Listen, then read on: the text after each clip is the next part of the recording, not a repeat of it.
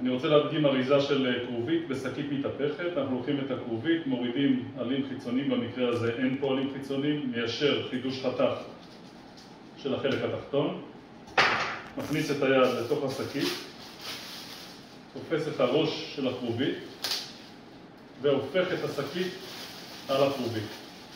אוסף את כל השוליים, נותן סיבוב, ואת הזנב הזה שנוצר פה אני נועל עם נייר דבק. זאת הצורה. אני חוזר על זה עם עוד כרובית. אם יש לי עלים גדולים חיצוניים או עלים פגומים, אני חותך אותם. מוריד את בסיס הכרובית, מחדש חתך.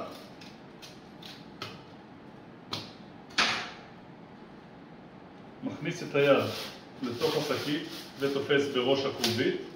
הופך את השקית על הכרובית.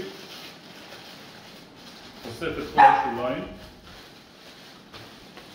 מגלגל לזנב ומהדק את הזנב עם חתיכת נייר דבק. זה המצב.